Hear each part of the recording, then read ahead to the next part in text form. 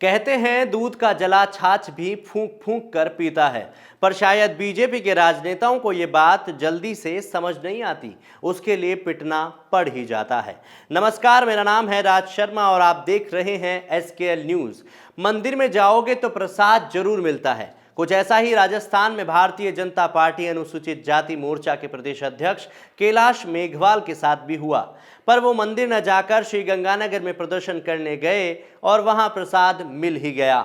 बस फर्क इतना था कि प्रसाद देने वाला पुजारी नहीं बल्कि किसानों की भीड़ थी। देखिए SKL न्यूज की खास रिपोर्ट में इस खबर की पूरी जानकारी। अंग्रेजों के शासनकाल से हमने सुना था कि अंग्रेजों ने भारतीयों पर, खासकर किसानों पर जुल्म ढाए थे, जिसमें कई गुना लगान वसूला जाता था। पर फिर भी उस जमाने में लगातार चलने वाले किसान आंदोलनों में भी कभी इतने किसान शहीद नहीं हुए जितने बीजेपी के घोर शासनकाल में चले किसान आंदोलन में हुए हैं। लगातार 8 महीनों से अपनी मांगों को लेकर देश भर में प्रदर्शन कर रहे किसानों की ना तो सरकार पूरी तरह से वार्ता करने को तैयार है और ना ही किसान विरोधी कृषि बिलों को हटाने की तैयारी में है। एक तरफ बीजेपी पार्टी के सर्वे सर्वा प्रधानमंत्री नरेंद्र मोदी अपने आप को किसानों का हिमायती बताते हैं, तो वहीं ऐसे भी कई नेता हैं जो देश के अन्नदाता के लिए अपशब्दों का इस्तेमाल करने से भी पीछे नहीं हटते। 30 जुलाई को राजस्थान के श्री गंगानगर जिले में 2 जगह धरना प्रदर्शन का आयोजन किया गया था। किसानों के लिए गंगा सिंह चौक पर और बीजेपी पार्टी को किसानों की जगह से ठीक 600 मीटर दूर भगत सिंह चौक पर प्रदर्शन करना तय किया गया। किसानों की ओर से शांतिपूर्ण प्रदर्शन जारी था और कोई भी किसान भाजपा के स्थान यानी कि भगत सिंह चौक की तरफ नहीं गया। लेकिन भाजपा के बड़े नेता कैलाश मेघवाल अपने पूरे लाव लश्कर के साथ गले में बीजेपी का पट्टा डालकर किसानों की जगह यानी गंगा सिंह चौक से अपनी दबंगई दिखाते हुए और समर्थकों से गाली गलौज करवाते हुए गुजरने की कोशिश करते हैं। गंगा सिंह चौक से जब कैलाश मेघवाल और उनके समर्थित नेता गुजरते हुए किसान विरोधी नारे लगा रहे थे और साथ में ये भी कह रहे थे कि जब हमारी सरकार आएगी तो एक एक से गिनकर बदला लेंगे। शांतिपूर्ण प्रदर्शन कर रहे किसानों को जब इस तरह उकसाने वाले स्वर सुनाई दिए तो भीड़ में से कुछ लोगों ने कैलाश मेघवाल और उनके समर्थित नेताओं की पिटाई कर दी और उनके कपड़े भी फाड़ दिए। आइए दिखाते हैं आपको आखिर कैसे कैलाश मेघवाल को किसानों के दल ने सबक सिखाया।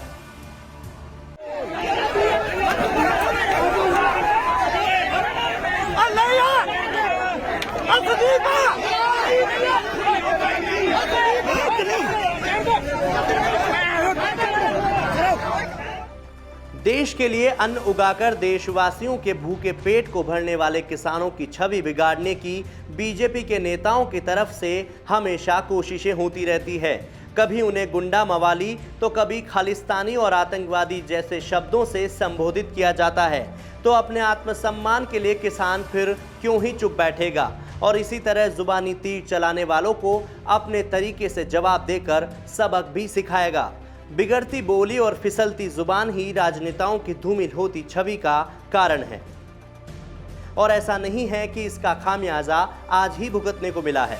इससे पहले भाजपा के प्रशिक्षण कार्यक्रम में भाग लेने आए नीमका थाना के पूर्व विधायक और सैनिक कल्याण सलाहकार समिति के अध्यक्ष प्रेम सिंह बाजोर ने किसानों पर विवादित टिप्पणी देकर ये कह दिया था कि जो लोग किसान आंदोलन में किसान बनकर विरोध प्रदर्शन कर रहे हैं वो लोग भाड़े पर बुलाए गए हैं। उनके इस कथन के थोड़े दिन बाद ही शाहजहांपुर बॉर्डर पर प्रदर्शन कर रहे किसानों की भीड़ में से कुछ लोगों ने प्रेम सिंह बाजोर की गाड़ी पर हमला करके और फिर बाजोर पर हमला करके उनके कपड़े भी फाड़ दिए थे। आए दिन बीजेपी के राजनेता किसान विरोधी बयान देकर पार्टी में अपनी छवि बनाने की कोशिश करते हैं और ऐसे राजनेताओं का मकसद बदले की राजनीति करना और कहीं न कहीं किसानों के प्रति देश की जनता में द्वेष की भावना पैदा करना होता है।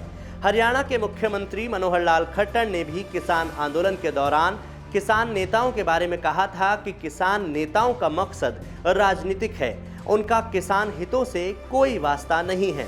जिसके बाद किसानों ने सीएम की आयोजित रैली के कार्यक्रम के टेंट और तंबू भी उखाड़ फेंके थे। इसी तरह हरियाणा बीजेपी के अध्यक्ष ओम प्रकाश धनखड़ को एक कार्यक्रम के दौरान किसानों के विरोध के चलते मंदिर में छुपना पड़ गया था। हरियाणा में राजनेताओं की फिसलती जुबान से बीजेपी की हालत इतनी खस्ता हो चुकी है कि पिछले 8 महीनों से हरियाणा बीजेपी ने पूरे हरियाणा में कहीं पर भी कोई पब्लिक इवेंट तक नहीं किया। यहां तक कि शादी समारोह में भी अगर नेताजी दिख जाएं तो किसानों का विरोध देखने को मिल ही जाता है।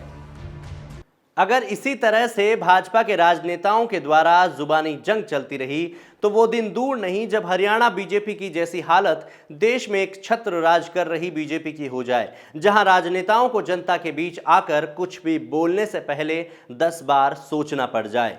अपनी बदजुबानी और कड़वे बयानों से किसानों के हमले झेल चुके बीजेपी के राजनेताओं को मरहम पट्टी के साथ साथ गहन सोच विचार की भी अब जरूरत है।